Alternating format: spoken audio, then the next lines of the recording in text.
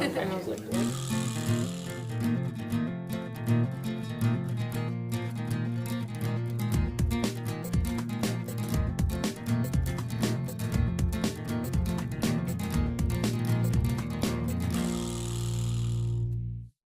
So, my name is Maarten Zeinstra. I'm a copyright lawyer and information professional. I have a one-person consultancy firm for the public sector, where I give advice to mostly GLAM institutions on intellectual property and on information management. I've been a member of the Netherlands Creative Commons community for over a decade. I chair the Netherlands Association Open Nederland, which is an advocacy organization for everything open, but mostly where Creative Commons licenses are involved. I'm also the copyright advocate for the Netherlands organization of the archive sector, and I'm also the national coordinator for Knowledge Right 21, which is a program that tries to improve access to knowledge in mostly Europe. So all my work involves access to information, knowledge, and culture.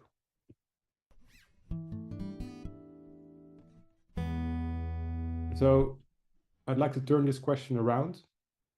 Open GLAM should not be thought of having benefits. Open GLAM is a necessity of a disbalanced copyright framework that favors the rights of the creator over the needs of society. Open GLAM is a necessary initiative that helps GLAMs to achieve their public missions and provide access to our shared culture and heritage. And it also is a way to keep our governments accountable. But having said that, Open GLAM, of course, does provide a good body of structured evidence that shows that our society needs the access to heritage, and that this heritage is not being used to disadvantage the needs of the creator and their rights holders. We see that the stories where open heritage and open GLAM is being used, that disadvantage rights holders or creators are very few apart, and especially given the size of the heritage collections. What we do need is to make the benefits of sharing heritage more explicit.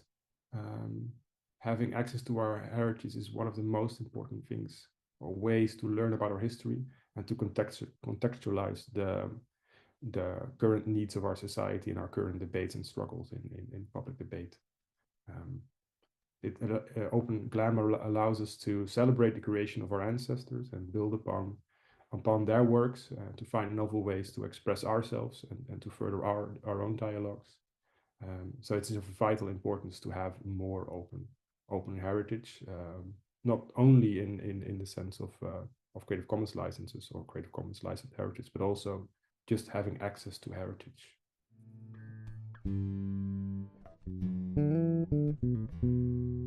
Well, as I said before, there's a lot of barriers in the legal aspect, but there's also a barrier in the understanding of how heritage is being used by our society. There is this prevalent fear that access to heritage somehow hurts the creator and rights holders, and this fear dominates the public discourse. But in practice, we see that this is only applicable for a very tiny fraction of our heritage collections. And even then, it's based on even more fringe cases and exceptions and theoretical cases. So I think this fear for what heritage does in society is a big barrier again. So what's the consequence of this fear is that this leads to not making heritage available at all, let alone under a CC license. So it slows the adoption of any open publication policies.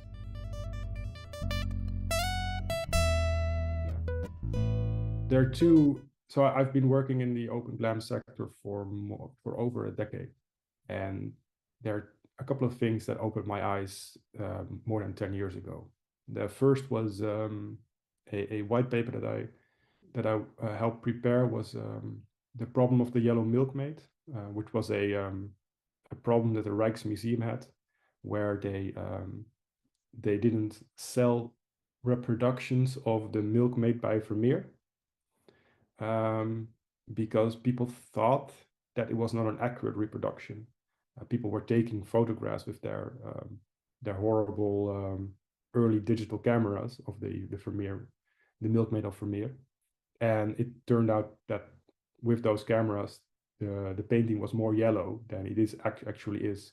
So when they have these high resolution scans of the work, it didn't match up with their expectations.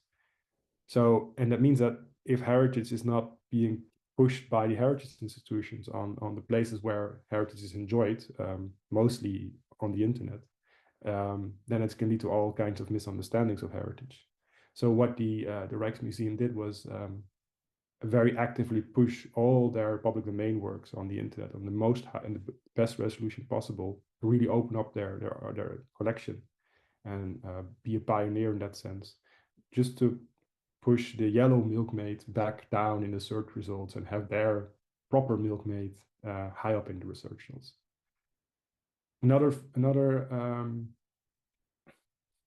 Another case where that really opened up my eyes and opened GLAM was I was doing a collaboration back in 2011, 2012 with Wikimedia Commons and some volunteers there.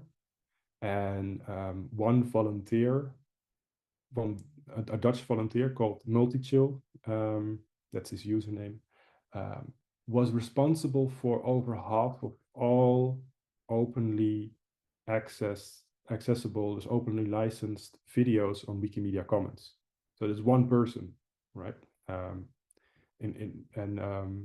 this huge impact that this one person could have just by uploading those openly licensed videos is huge. So back in 2012, if you came across a video on Wikipedia, the chances were one in two that it was a Dutch video because it was uploaded by him. So I really opened my eyes that there's a lot of work to do, and we have done a lot of work in the past 10 years on this.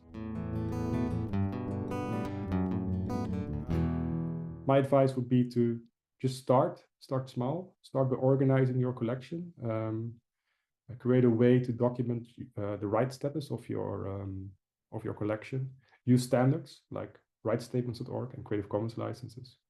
And then start with the public domain and works where you are the rights holder, and just make them available and wait for a year and see what the impact is. And you will see that the impact is large and the risks are tiny.